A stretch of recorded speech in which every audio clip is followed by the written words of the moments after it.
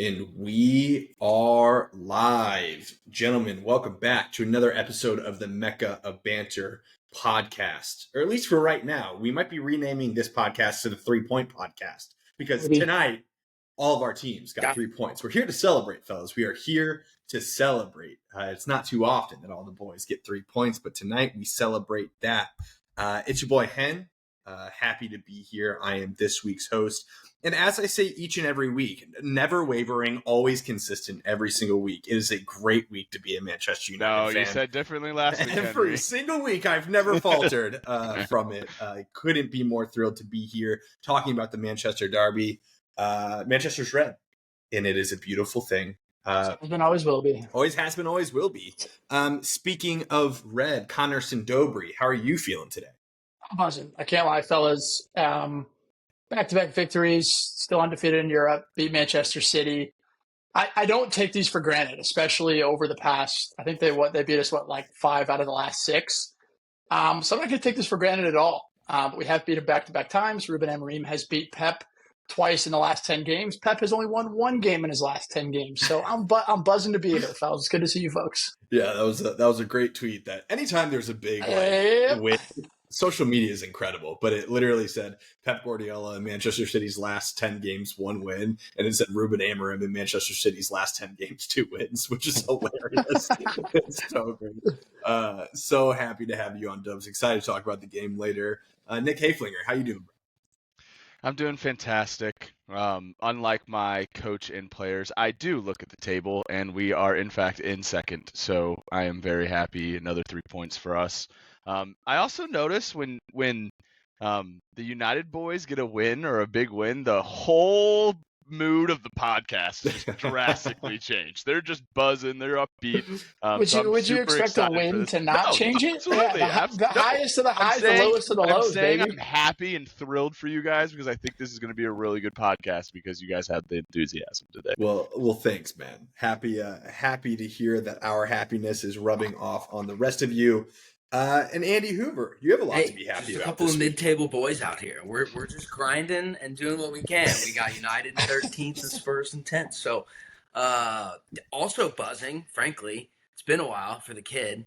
It's been a rough couple of weeks, and I've had to defend myself over and over and over and over on this podcast. So tonight I'm going to shed some light onto why Ange is the future, the current, the past and present. He's everything. Ange I'm gassed. We're looking forward to this one for sure. I will say you guys doing so well yesterday almost makes me more confident in United for Thursday because the roller coaster of Hoove just goes up and down so quickly, dude. Why do you think the game before they played us, I was like, Hoove, I want you guys to smash Bournemouth. Score 14 goals. Score 15 goals. Please. I'm sorry, Hoove, I might hammer United on that game. Might as well. Winning streaks too. You know? Don't forget, winning streaks and losing streaks, they're easy to come by over here. Right. It's a game of runs, man. It's a game of runs. I just know if you win that one, I'm totally betting that's you Liverpool, against so you probably should. Yeah. You won't get a great return on investment on that bet, but who knows? Whatever.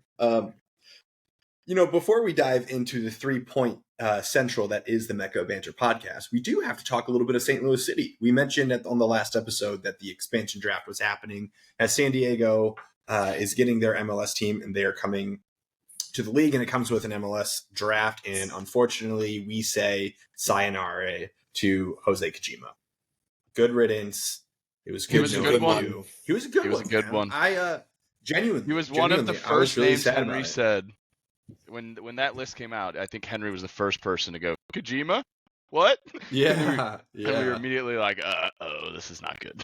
Yeah, you can't protect everyone in these drafts. And what is it? You can only announce 12 guys to keep. And, unfortunately, a lot of those guys right now are being a lot of those slots are being occupied by the guys that we spent a lot of money on. These international players, all the Germans that we brought over, Scandinavians as well that we brought over. We have to protect them. The DP slots, there are only 3 of them. So we have to protect the guys that we do. And unfortunately, Kojima is one of those that got picked up. Now, I will say, and it is kind of interesting, Celio wasn't protected either. and it's a big shot that they didn't pick him up. So I think his injury may have had something to do with that, which I'm okay with. I don't know if you guys saw it, but Kojima signed with DC. Yeah, They, immediately. San Diego signed him and also flipped him talking right about away. that price tag. Yeah. I'm proud of my boy. 450? 400. 450 on a first-year player that maybe saw like 120 minutes. I think that's all potential. They're signing him on what he can be for sure. Wear that, bro. That's slick. 100%. That's a number for the kid. Yeah, and you know, he really does have a high upside. I think that you play in a system that allows him to kind of get into the game. Now, what was interesting was really the back half of the year, we didn't see him hardly at all. The MLS Next Pro side. Yeah, he just hardly featured under Hackworth, and which I found to be interesting. Hackworth just seemed to favor other guys other than him. You know, he brought on Johnny Klein as many times as he could, but Johnny Klein also, we parted ways with him at the end of the season. So I don't really know. I am bummed to see him leave. I thought that he was great, but also just being a realistic fan, where was he going to play in the lineup? You know, if he wasn't getting minutes last season over kind of an injury-ridden team the last half of the season, like where was he going to come in on like a fully healthy team? And granted, we're going to get Celio back. It sounds like we're going to sign that big, powerful left winger that, you know, everyone's linking us with. But yeah, definitely bummed to see him go. I wish him nothing but the best at DC United. But DC United is turning into kind of like our garbage team. You know, they got Stroud, they got Bartlett, and now they have Kojima as well. So, you know, St. Louis, they sure did. Yeah, they sure did. Both of those guys played a ton. At the end of the day, brother, I'm collecting 5 assists with Christian Benteke as my striker. But still. Yeah, very true. And I do think, like, just for the sake of, you know, enjoying him as a player, I think he'll go there and do well. You know, because of some of those guys, I actually got to see quite a few DC United games last year, and the middle of the park is where they need reinforcements. You know, they have Mateus Klisch, who played for Leeds for a bunch of years, who's a baller. They have another like Scandinavian guy. He's a big blonde-headed guy in the middle of the field. But other than that, they don't have too much depth in there. So you hope that Kojima gets that rotation, and he could even feature on the wing to play a little bit more inverted, depending on what formation they go with next year. But we wish him nothing but the best. He was class for us, and he's got a fan in me forever. I think that's, and it's partially 100%. About the football ability. It's partially about how you present yourself at the club, and like he was just a really classy stand-up guy, and always was trying to do more to better himself and the team. And I think that goes a long way. And you've got guys like that at your international clubs. And you feel the same way about Jose, maybe even more so linked, because I got to watch him slot 93rd minute winner against Houston in the Champions League. So that was electric. I'm glad he got that moment. And yeah, for sure. Hope he plays. Hope he gets some good clock. It's quite literally one of my favorite moments. This last year, absolutely. City, was that goal. Yeah. That might have been the high. Yeah, and it was at the very beginning of the season too, which is funny. Like everything just kind of like, you know, tapered from there. But big shout out Kojima. We're interested to see, you know, fellas, it's December 16th at time of recording this. We're like 2 months away from really being in the thick of things. So a lot's going to change really quickly between now and January, and then we get that preseason. Man, I remember watching some of those preseason games when they're out in wherever. Kojima was balling. It was balling, you know? Yeah, he was the guy, and we were all excited about it. YouTube links known to man. You know? Someone's mom filming the game. Yeah. Where is it? Oh, it was that like the Coachella something. That's what it was called. Yeah, which is hilarious. But fellas, let's talk Prem. There's a lot to talk about. This is while we are all celebrating on this podcast, what a weird weekend of results. A lot of drop points kind of across the board, and then even if you look outside of just the Prem, even in European competitions. Tons of drop points. Barcelona, Real Madrid, PSG, Bayern Munich, like so many people drop points, but not these guys. Not the guys on this pod. So we're going to talk about some stuff. But before we get to the Premier League, you spoke too soon, Henry. Yeah, some big things. Let's talk. Ryan Butcher, welcome to the pod, brother. Wait, there goes the 3-point pod. Yeah, 3 points pod. That's true. The 3-point pod lasted 10 minutes. Unreal. But Butchie, We'll get to the shitstorm here in a second that was Liverpool this weekend. But before we get there, we got to give you your flowers, bro. This man, for those who don't know and those who do, is the head coach of the Lafayette Everybody boys stand and up. girls soccer team. And this man was voted Coach of the Year by his peers and by fellow Guard of coaches. honor. And so congratulations, Guard of Ryan honor. Butchart. Guard of honor. Yeah. Yeah.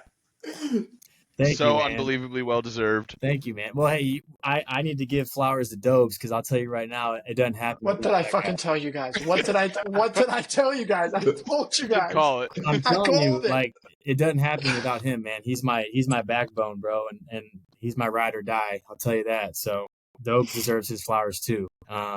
Cheers, Bob. And so does Griff. You know, Griff did a great job with his first year this year, man. He's a hell of a I love coach. those So guys. got Dude, some I good- love those guys, and I know they helped you probably a ton. But Dobes did not win this award, bro. This one, put this one on your set. Right there. Put this one on your set. Yes, you put those Right. guys in those positions, that's how and it you goes. built that system around you. That's on Congrats. you, brother. No, You're creating a beautiful foundation there, brother. Thank you, man. It was really cool. I just recorded with the Soccer Dad Pod.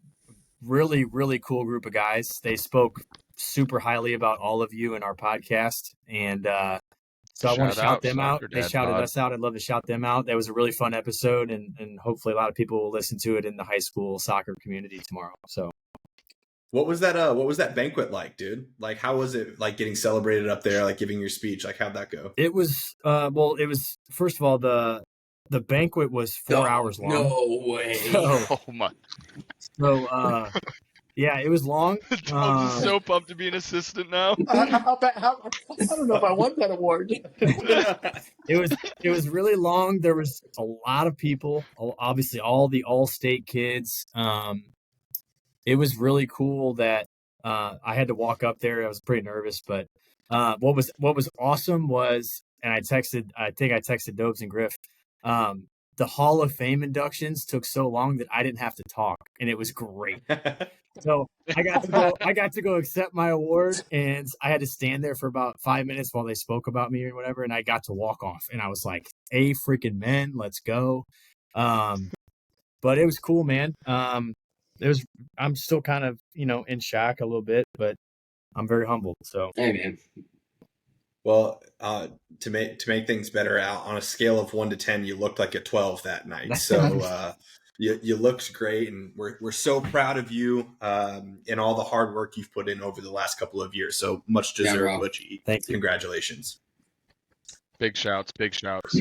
From the best of times to the worst of times. What the fuck happened to Liverpool, bro? What happened? Bottle jobs, man. Dude, Hey. what happened? You know what sucked was the freaking game was happening when I was driving to this goddamn banquet in Columbia. So I'm driving, brother. It is Switching monsoon gears here rain. is hilarious. It was pissing rain, so I couldn't even risk putting it on my phone.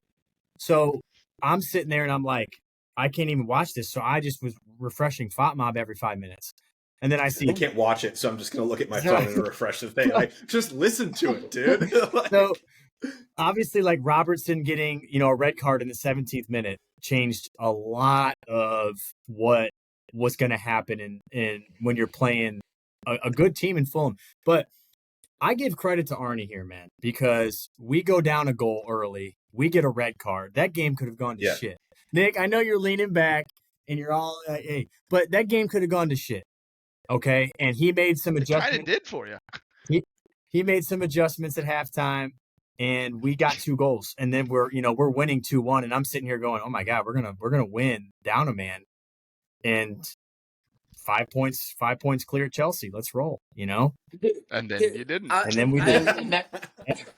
And then Jedi happened. I'm not Yeah, even defending this. bro. I didn't even watch the game, but to think that that's not an incredible point down a goal and a man in the 17th minute is insane. To sit here and be like, dude, what happened? Brother, they held on for their lives, and the only disappointing part is that they went up. Like, Dude, they already conquered Europe and they just tied full America. Like, what do you mean? Bro, Like, hey, every time Dobes and I hang out or talk about this, this dude always says, he goes, "Oh, you've already conquered Europe, motherfucker." And I'm sitting there like, Bro, biggest jinx of all time, dude. I know.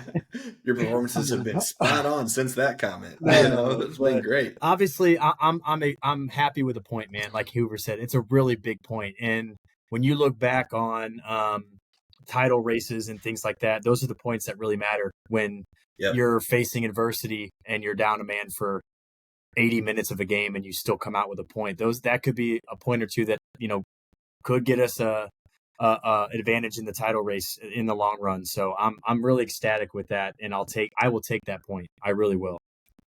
I don't know if you even got to like listen or rewatch any of the highlights or anything like that, but man, I'll tell you what, those last like 10 minutes inside of that stadium were absolutely rocking. Insane. It was so much fun to watch. The game was electric, but man, I'll tell you what, Jota coming back on, man, his goal was so well taken. It was a great bit of skill from Darwin Nunez to find him, and Jota just slots it home, man. Like, he's just a good player. He really is. Yeah, I know he's not everyone's cup of tea, but Jota is a baller. Oh, Jota's better We've than talked Darwin. about him in the past 100%. as one of the most lethal, one of the most lethal finishers of the ball, and I think that stands pretty true. Like, the conversation last year was, What a goal Sonny that and was. him, and Sonny's just not done it the way that he has, and he's been out for a while. So I like the guy a lot, and actually was kind of salty when he went to Liverpool in the first place. But he's a quality player.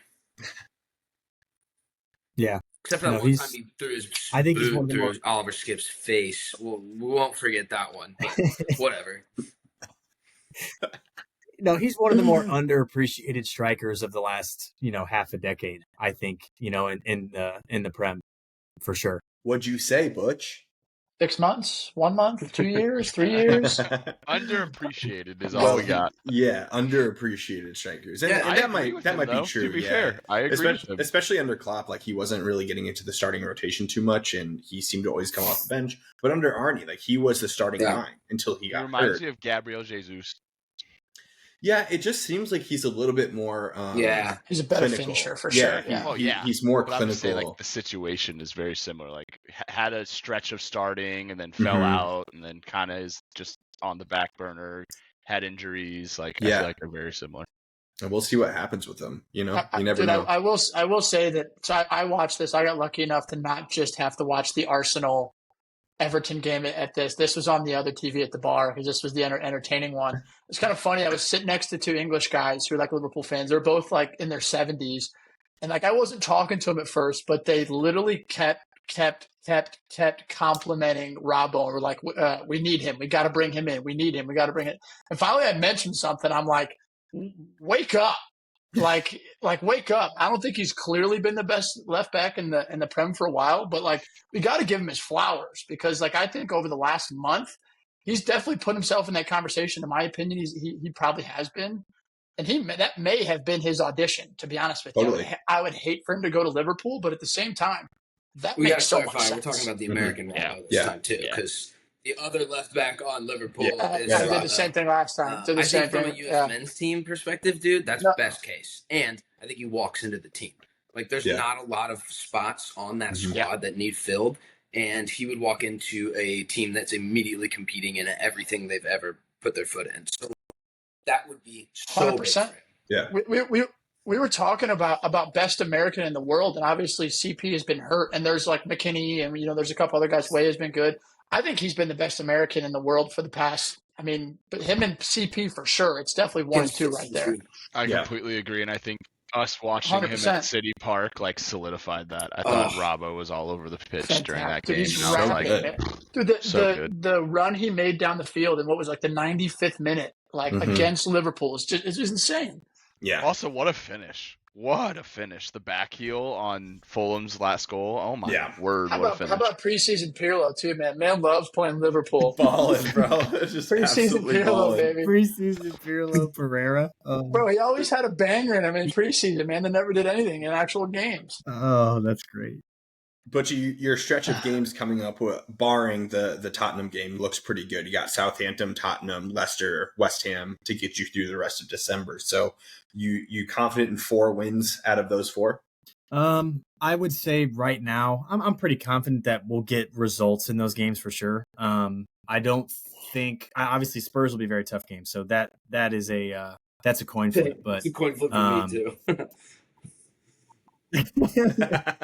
I would say if I'm Arnie in this situation, if you have, I think you listed 5 games. If you get 15 points there, you are absolutely ecstatic because Arsenal keep dropping points and City keep dropping points, and the real team that's hanging with us right now is Chelsea. So we need Chelsea to drop points, and if we win out to finish the year, we're in good shape. Guys, He's connections are rough. He's a cap. Great timing though, because we're not going to drop. We don't need to drop. We won't drop. Our strength of schedule is pretty good as well for the rest of December. I think we're good. It's gonna be tough. It's definitely gonna be tough. Oh, he's back. Which is it's back. not gonna be back.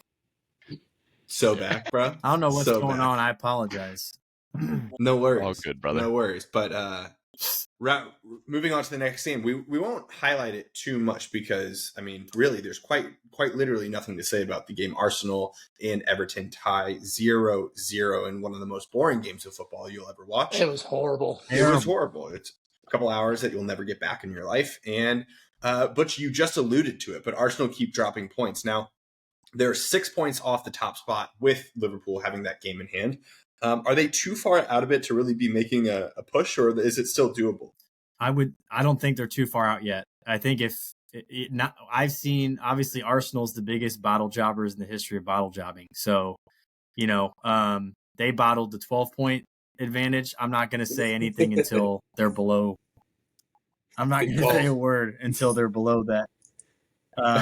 That thing, but we'll see. They just struggle, man. They struggle to score goals. I mean, it's just not like Liverpool, I would say, is a team that doesn't struggle. I would even say, obviously, Chelsea's phenomenal scoring goals, but I'd even give who flowers here. Like when Tottenham are on, their 5-goal, when they're on, they score. We have a better goal record than you guys. We have a better goal record than everybody. I know. Hell yeah, we score. It's crazy. Like, I don't know how you, don't see your doctor every week for your blood pressure, brother. I really don't. It's crazy. It's crazy. It's pretty crazy. Now, you alluded to the boys in blue, but let's talk Chelsea. Chelsea won 2-1 over Brentford with 2 goals popping up from the team and some squeaky butt time at the end, potentially Brentford coming back into the game. Nikki, how'd you feel about this one? 3 points is 3 points. I'm very happy with the performance. I know you guys don't like to hear me say it, but Sancho had another brilliant performance for us, and I think he's fitting well into this side and finding form for us right now, and it's very fun to watch. Cole Palmer, I think obviously he wasn't on the score sheet today, but I still think he impacted the game as usual. He commanded the ball for most of us in the attacking third. Obviously, we're going to talk about it. Cucurella was on one during this game. I'm pumped that he scored a goal. Him getting, I think it was his first Premier League goal for Chelsea. So happy he finally got on the score sheet for us. It was a great finish off. Bro, the announcers making fun of his lack of celebration was pretty funny, though. I know. The goal, great. Celebration, not so much. I know. And then the best part is I went back on Twitter and I saw that he did a penguin celebration. I was like, what the Jackson fuck had is him that, under his arm, squeezing the life out of him the entire run. Yeah, I know. Did you see him fucking up his hair too? I was like, that probably does not feel good, bro.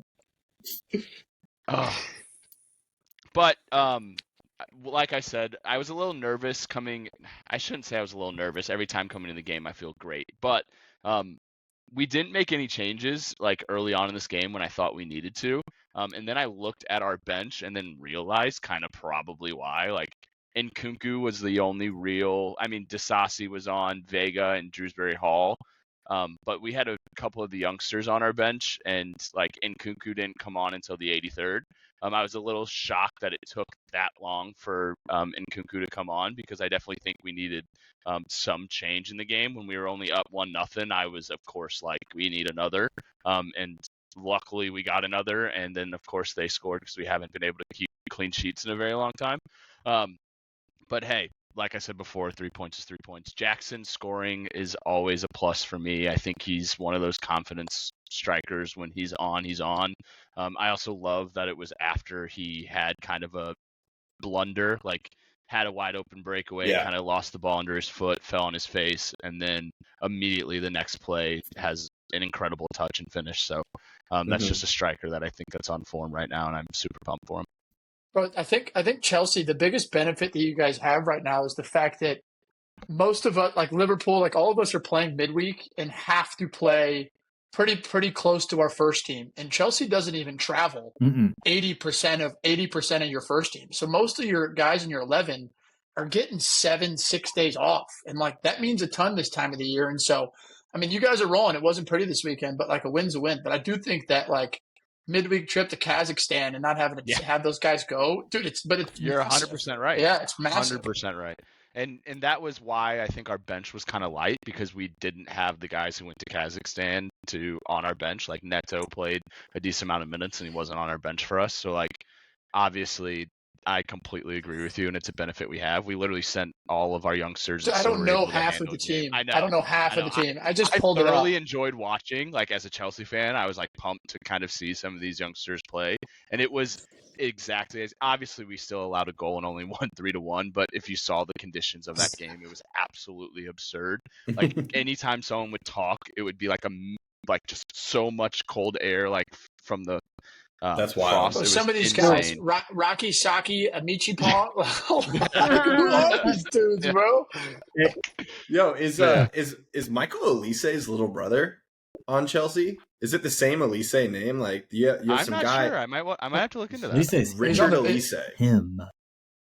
Yeah, Richard Olise. It would be interesting if Michael Olise.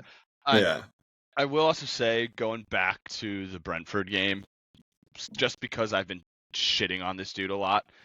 Robert Sanchez stood on his motherfucking. He did. He made some big saves, dude. Big saves. 3 or 4 reaction saves. I agree, but when his shot stopping is unbelievable, and some of his saves he made during this game like should have been goals and would have been goals on 90% of the Premier League goalies.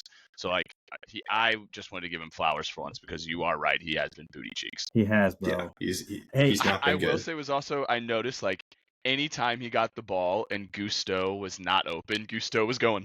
Just play it. Get that shit up. Yeah. I was like, thank you.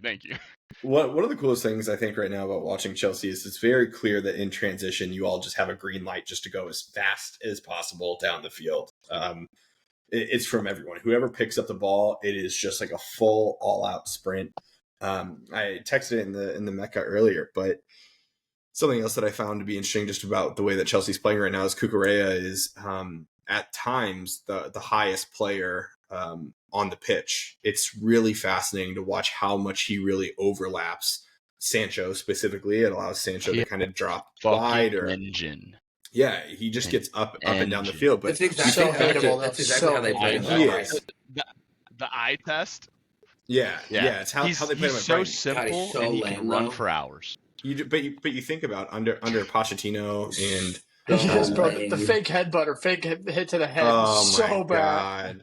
It was so bad, and I mean that wasn't even the worst fake of the weekend. I was gonna either. say that was pretty bad. Speaking of speed, you know this. What about our boy Mudrik?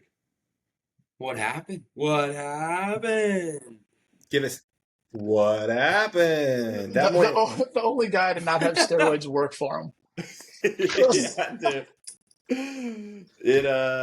is all rumored, I know, if you're not tapped into the footy Twitter, it's rumored that he's allegedly testing positive for performance-enhancing drugs, and I will he's been out of the team for the last 3 games with a quote-unquote illness.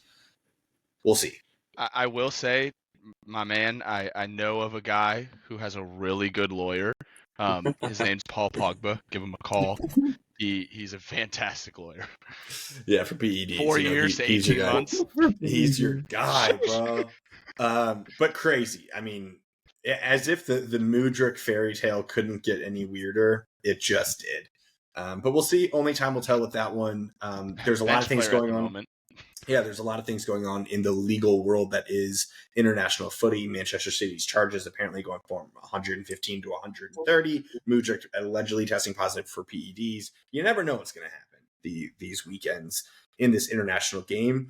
And speaking of not knowing what's going to happen, we have Tottenham Hotspurs scoring 5 goals coming off of a weekend that they couldn't do that. So, Hoover, lay it on us, fella. Lay it on us. If it works against Man City and it works against Southampton, it should work against everyone in theory, right? Like the concept stays the same no matter who you play. Yeah, needed that personally. That one. I yeah, a lot of weight off of my own shoulders, which means nothing because I'm just some casual hooligan from across the pond. But when you follow as closely as we do, sometimes you just need a little breath of fresh air, dude. And this was exactly that. Before I go too far, Southampton suck, and I was they're so bad, dude. Sacked their manager before he left the building. Immediately through this one, Saints fan, Mecca boy, and it was just like he's like, well, one, there was some questionable officiating. I think a goal or two might have been able to come back because of a foul before the play, but it comes down to the consistency of the refereeing situation that we talk about all the time. So I don't necessarily completely disagree with some of his sentiment, but also it was like, the foul happened way earlier in the play, yada, yada. I don't know when that, sort of rule switches in, but they were not great. And I think he said one of the most disappointing things about all of it is he's like, if we sucked and our team sucked and we looked like shit all the time, we barely made it up into the championship, he's like, I wouldn't be that mad. He's like, I think our team in itself are pretty solid and we could stay up. Like there's a world where they, try and continue to keep these players instead of just being ship them out FC. And, that's not happening. So that's what he was really frustrated about. But I mean, clinical stuff from Spurs, which isn't always the case, matters. 5 goals in the first half too. Crazy. I just realized time back to pre this year matters. He was balling. Kulusevski on the stat sheet again, baller, and we're gonna revisit that team of the year situation once that comes to roost. But yeah, it was great. Sonny scoring too. It kind of just made me happy. You could see the relief on his face and how excited he was. And then took the foot off the pedal in the second half, which for a team playing twice a week and having 3 or 4 teenagers on the pitch at one time. Okay, that's cool. We're I don't think anyone else is playing 4 teenagers, and I think it's partially out of complete necessity. We don't have anyone on the bench at the moment. But also, hey, Timo played too, brother. Timo played too. Even after his public walk of shame, or what was that from Game of Thrones? Atonement. His public atonement from Ange. Yeah, he got back in. But I do think, it's cool to be able to play teenagers. 1, you're up 5-0 at half. That's awesome. And 2, you actually have teenagers that can play and contribute. Archie Gray's starting center back right now from fucking left field. That's random as fuck. But then, Lucas Bergvall has kind of been balling recently. I'm going to throw that back out there. I think he's a baller. So, that's all great. Those takeaways are great. Where's my phone? Couple of things to point out. So, for one, Spurs have the best goals for of any team in the league this year. It's over. No, false. Average goals per game. Peep that stat. Okay. Average goals per game. Higher than Liverpool, higher than Arsenal, higher than Man United, higher than City, higher than everybody. Average goals given up this year, only third to Arsenal and Liverpool. Like the goal differential is 17, and I don't think anyone's even kind of close. Like it's pretty impressive at how this team goes because you score a bunch of goals, but not letting in a ton. The way that the 10th place position that they hold right now is so fucking Spursy as shit, dude. What are we talking about? Here's the wins from this season: 4-0, 4-0, 5-0, 4-0, 3-0, 4-1, 3-1. Here are the losses: 3-2, 1-0, 1-0, 2-1, 4-3, 2-1, 1-0. If you're not seeing that, every single loss is by 1 goal. And there's goals in all of them. There's only been 3 games in the Premier League that we've been completely shut out. So like why would you not back this guy? Why is this not the wave, the future? Like, it just needs consistency. They were talking that if he lost to Southampton, he was out. Like, Ange in till it's backwards, brother. What do we have to lose? You've seen it at its best. 4-0 to City, 5 goals in the first half against Southampton. We throttled some other teams. Like, just pump the brakes, please, God, on this manager rotation that we go through. So that, again, back to that bald-headed fool in charge of the club. There's the Levy chant was great. Levy chant was great. And it went for 60 minutes. The Spurs fans, he was there. He was there too, wasn't he? Like, he was in the bit of him in the seats to you guys, and he looked twisted. Like, he looked like that really got to him. I don't care about Levy. He don't care about me. All I care about is Kulusevski.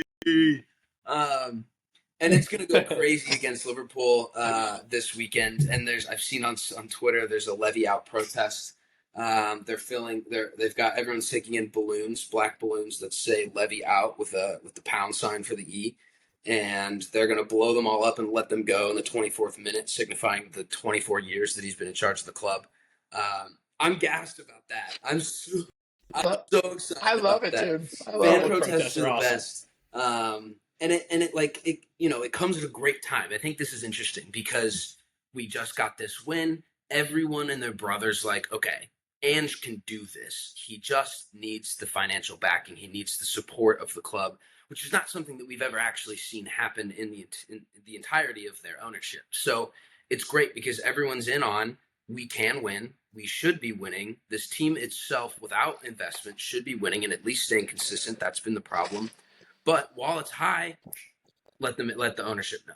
Like, you have to double down. It can't always be Levy out when it's bad. It's got to be Levy out when it's good too.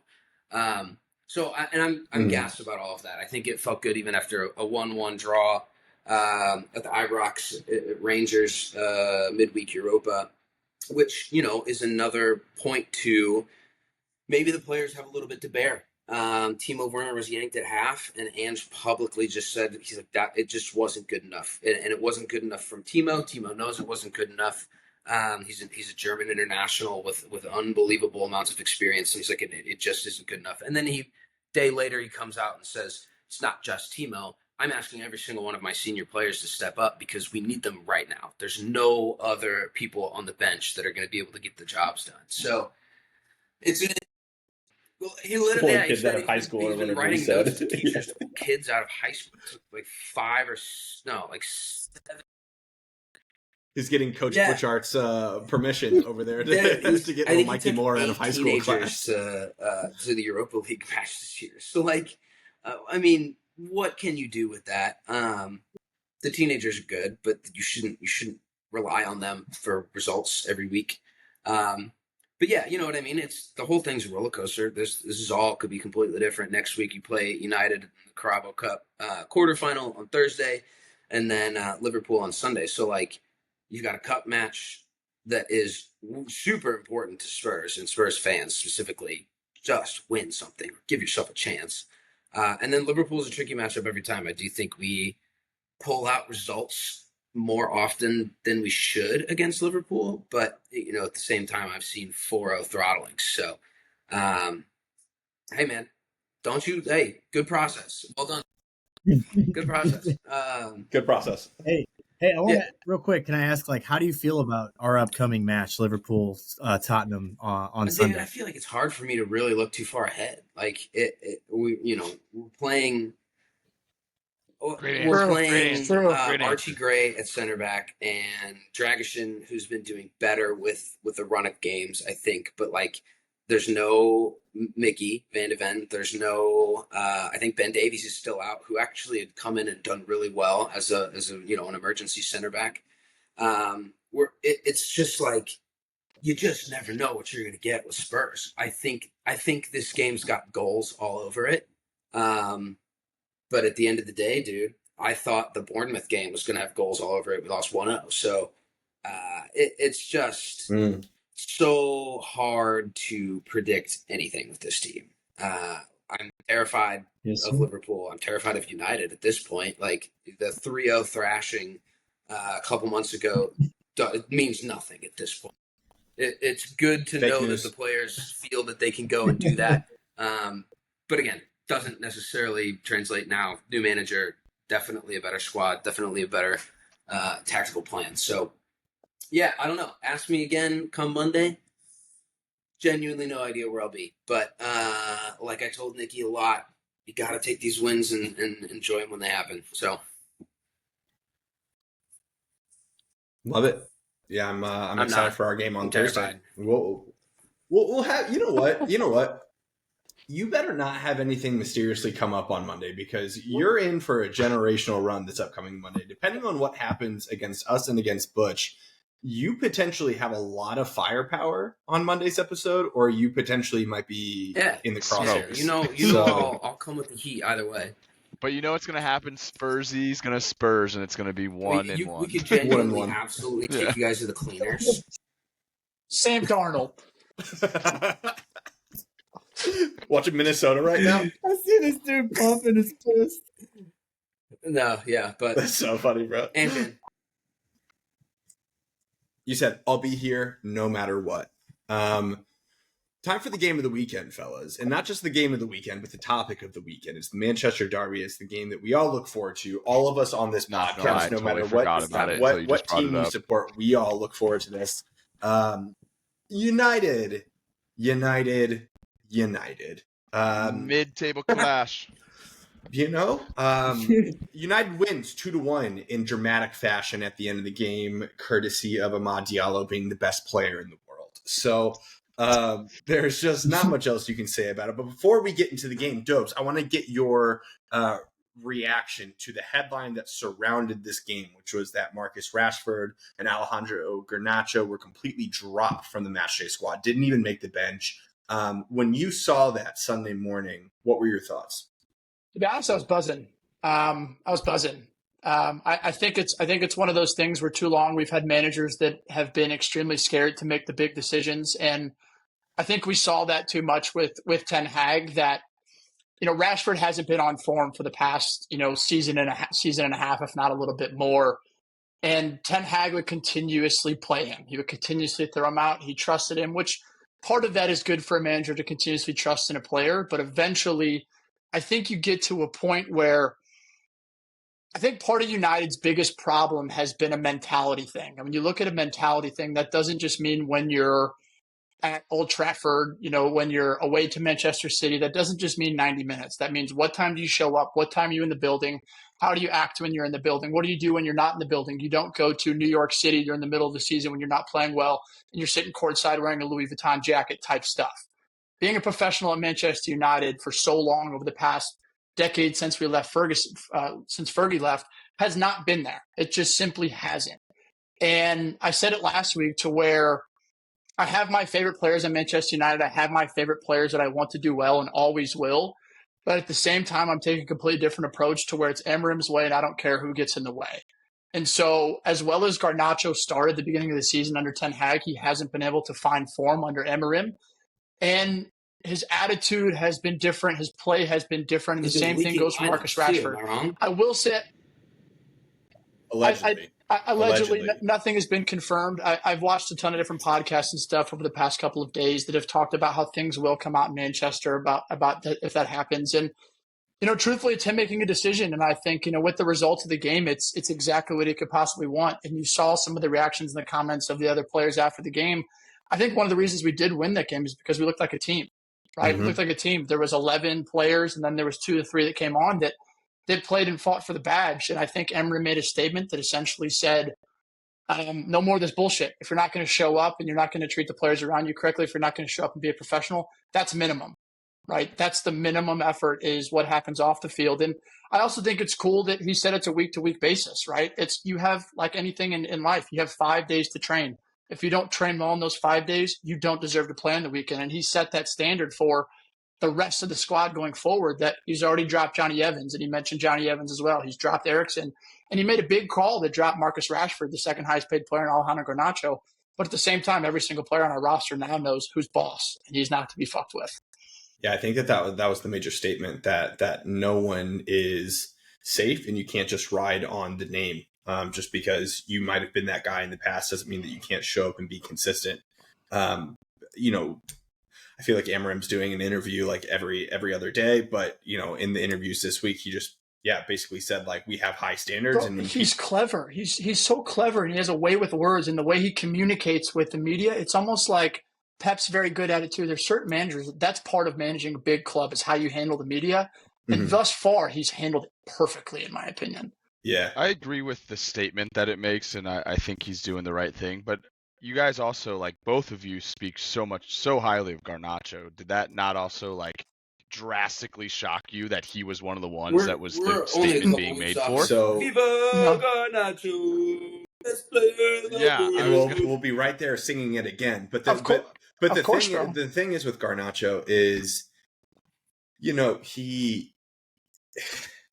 there was the thing that came out about the leaks, which we don't know if that was actually him. People say that they know who it is, and people also say that that person's English. Is that Rashford? Is that someone else? I don't know.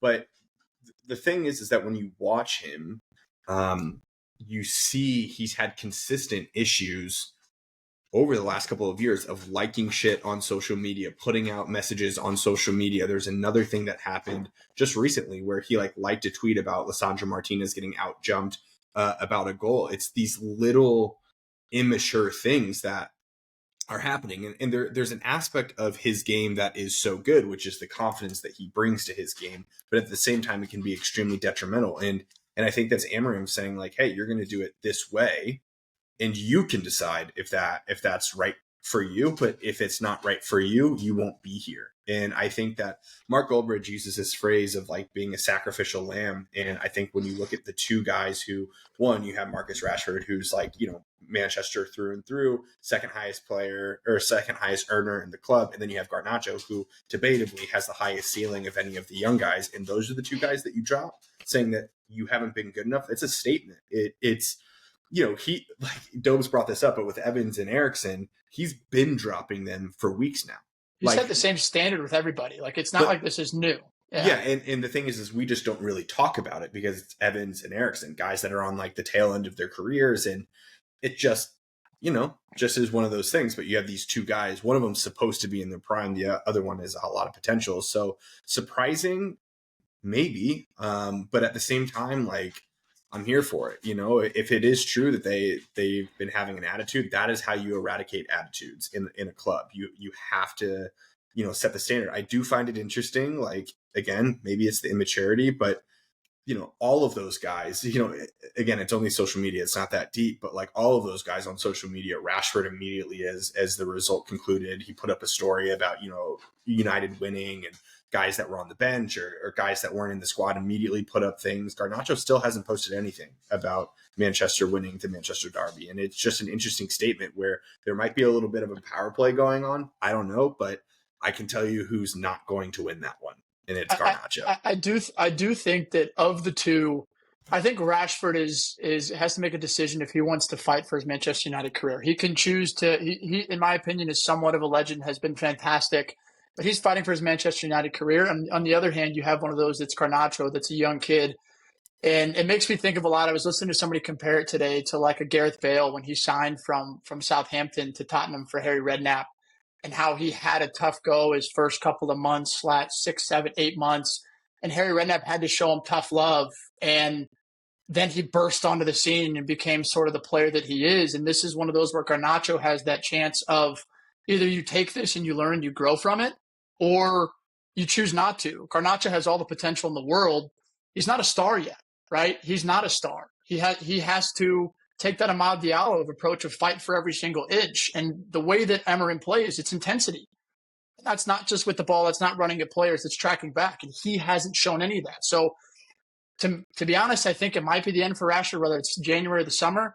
But for me, Garnacho is the one that he can either take this and run with it because he's so young, or this can fatally kind of not destroy his career is harsh, but he's got to wake up quickly, or he won't be afraid to be moved on from. Current United's a team that he can be in. Like, it's not like he's being overshadowed by a bunch of guys. Sure. That's what I was about to say. Like, you guys have talked about depth and like players. I'm shocked. I mean, obviously it's just this game, and you can obviously change it in the future. And it is true where it's like, and in the I forgot what it was. I think it was like the 70th minute. We'll get onto the actual game analysis here in a second. But in like the 75th minute, I looked over at one of my buddies and I was like, man, this is where I wish Garnacho was on the bench. Like putting him on right now, stretching the game, getting him in behind the defense. Like that's what we need.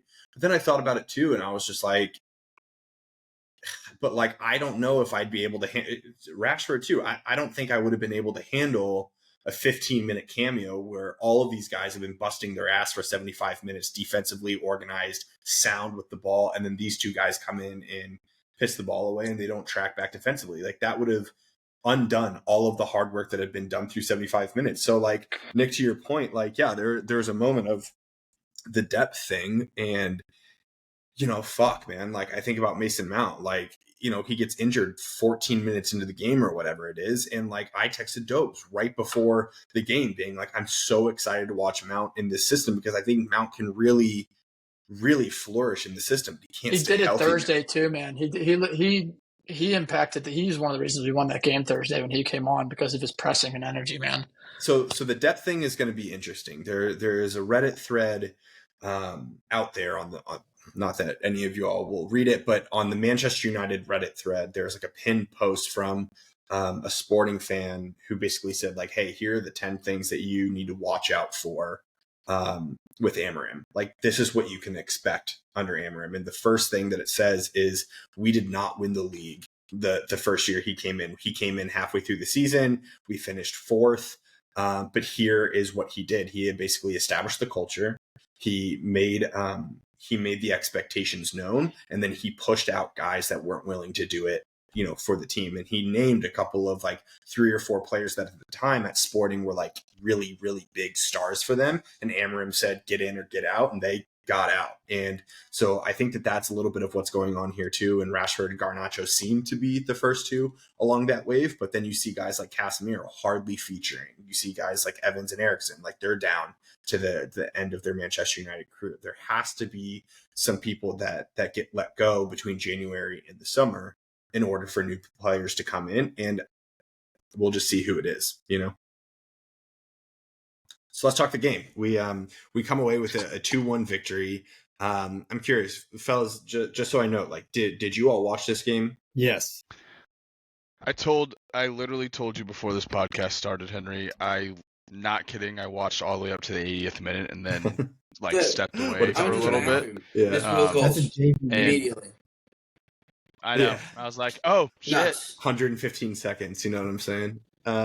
Crazy. But Butchie, from your tactical analysis of this game, your coach of the year analysis, by the way, this is not amateur status around here. What'd you take away from the game? What did you think from a City perspective and a United perspective? What stood out to you? What was funny to me is I read some stuff that is like, oh, City was so much better. And I'm sitting there going, what? Like, no way, dude. Like City, both teams I don't think had huge, like, really like good licks at goal in the first half. And I think in the second half, the game kind of opened up a little bit more. But people saying that City were so much better than United are absolutely full of shit. Like there was no like eye test to me watching that game that made me think Manchester City completely dominated Manchester United in any sense.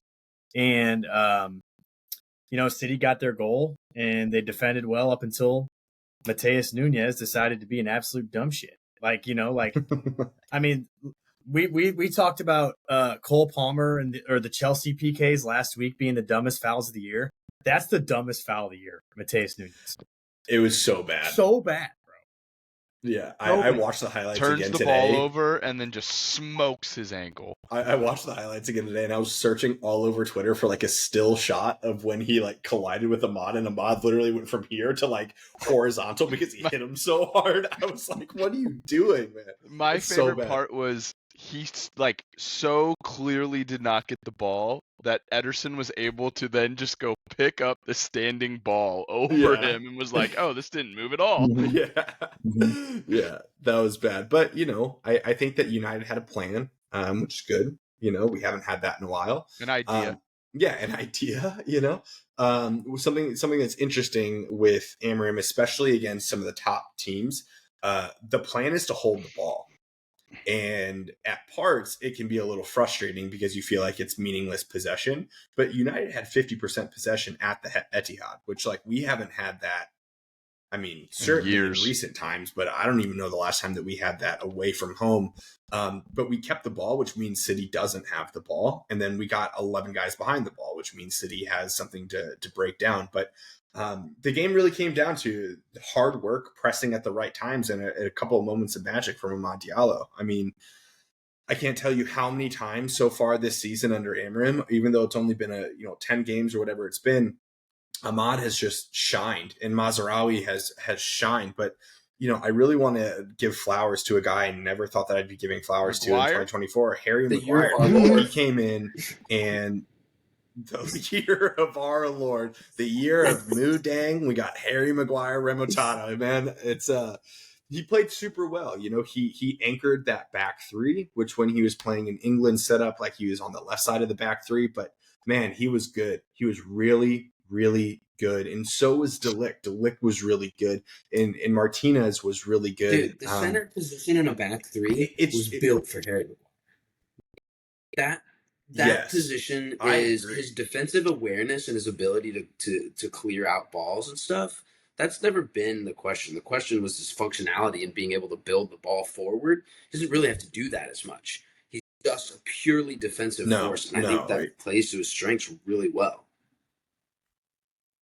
Yeah, and I love seeing that. It was a great win. I mean, Doe's texted me this morning saying that, coffee tasted better, the sun shined a little brighter, and music sounded a little bit better, 24 hours on from the victory. So, Dubs, what'd you take away from this?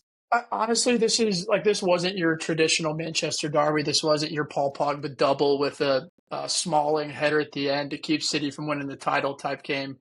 But truthfully, I mean, Ken, you kind of said it. Emery took a completely different approach to facing City than we typically have. And I don't care what form City's in, what form United in. This fixture is always one that you're always going to be nervous for City. And just like we saw in the FA Cup final, City's always going to be a little bit nervous to us. But, instead of trying to match Manchester City's heavy possession style, United played with a well-structured, pragmatic plan that focused on defensive organization, pressing in the right moments, exploiting spaces. And the result of that was Manchester City's lowest number of touches in the box all season, failed to register a shot in the entire second half. And that's a testament to the discipline and the tactical brains that Amorim showed. And by no means am I going to sit here and say that United was multiple better. I texted during the game, both of these teams are mid, and I believe that we were just a little bit better mid than City was. But looking at the back three, Martinez was fantastic. 60 of 61 passes completed, 98%, one world-class assist. Like you guys said, Harry Maguire continues to prove that in that central center back role that he's a top professional, and on his day is a very, very serviceable center back, and is even in contract extension talks with United right now. I do have to mention, while just talking about Maguire, I don't think I've ever been more right about a debate from the get-go than Haaland being useless in any other thing but scoring goals. But regardless, Maguire was brilliant. De Ligt was brilliant. I think Manu also sort of deserves a little bit of flowers. He did come on in a tough spot in our warm up. Still young, brimming with composure, contributed defensively. He might be our best player on the field in terms of ball in tight spaces. I don't know if you guys remember that sequence in the box where there was 5 guys around him, and then he managed to make a pass. Got to mention Maz again, fantastic. I will say Bruno, this game, Butchie and I were texting during the game about kind of what did we need in order to get something going forward. I thought Bruno was poor for the majority of the game. Missed a big chance, gave the ball away. He did make up for it with a pen, but I thought he was pretty poor. Manuel Ugarte, I know that AMAD Diallo is going to win the man of the match because he scored the goal, he created the goal. Manuel Ugarte is like my favorite player to watch on United, fellas. I always, when I watch football, people watch it in different ways. I hone in on the center midfielders. What role do they play? And he plays simple. He's all over the field. He presses hard. He wins tackles. Just on the sequence of the winner, the fact that he brought the ball with 3 City players on him in a tight space, backheeled the ball to Licha, and all of a sudden we were out. He's fantastic. I keep saying I'd pay $20 million more than him. He's still young. He's still only 23 years old, so he's got something. But the man of the hour continues to be AMAD Diallo. Like his creativity, his decisiveness in the attacking third. Whenever he gets the ball, you feel the energy in the stadium shift. Fearlessly runs at defenders, creates chances, showcased moments of brilliance. And I think it's like everybody says, it's just Marcus Rashford was once this player, right? He was once in this position. I think the big thing with AMAD is just keeping his feet on the ground, keeping him humble, keeping him working hard. But I think overall that what we saw from this was, I mentioned it as we kind of started, it was a team. Like it was a team. Like even the moment that Xerxes came on, it reminded me of Hoyland towards the end of the FA Cup final where Xerxes took and dribbled the ball 60 yards and ended the game. It was a team effort. Not everybody had their best day, but it's like Emrim said, we played really well at Arsenal, but we came into the City game playing well with the belief that we could actually do it. I'm not going to sit here and say that we're back because we play Spurs and then Villa, but at the same time, fellas, I'm not going to complain about outplaying City away. So, Yee, bro. Indeed. To wrap it up, I think Garnacho and Rashford sitting at home and watching their team win without him. Hopefully that is some motivation. Couldn't get the broadcast, bro. That's the biggest positive, even more than the win for me. Like I would rather him set the tone for the rest of the season for these players than anything. Like that him doing that to me is almost just as big as the win. Well, I was going to say, I think it's huge for you guys because if you don't win, you're down to 14th, and I feel like that's just like a crazy momentum switch for you guys now. Like, I think you kind of have something to build off of, and hopefully, I mean, I don't think I should take that back. I don't say hopefully because I would love when you guys I need are down you guys this to low. beat the Bournemouths and the Brightons of the world. We need some points out of you lads right now. It's one of those where Delo even said it in a quote after the game where most times we go to the Etihad and there's kind of belief, there's not real belief. And like he said it almost exactly like that. But he said that going into this game was like the first time that the boys actually had real belief going into the Etihad. And I think the start and the way that we kept the ball and kept possession we're playing, I think that just fed on it. You saw the second half. I mean, Eminem called it Fergie time. That doesn't come without belief, right? Yeah. So I think that's the biggest change we've seen. It's now can we be consistent? I also want to make a prediction that either Rashford or Garnacho starts against Spurs on Thursday. It's good. I think so too. Another statement by him.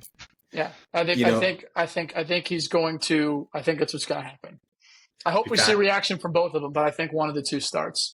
Yeah, we got to see something.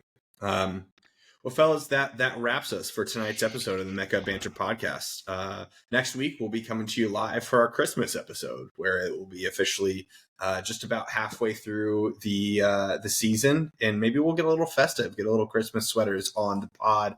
I encourage you to listen on YouTube. But as always, check us out on all the social media platforms. Interact with us. Ask us your questions.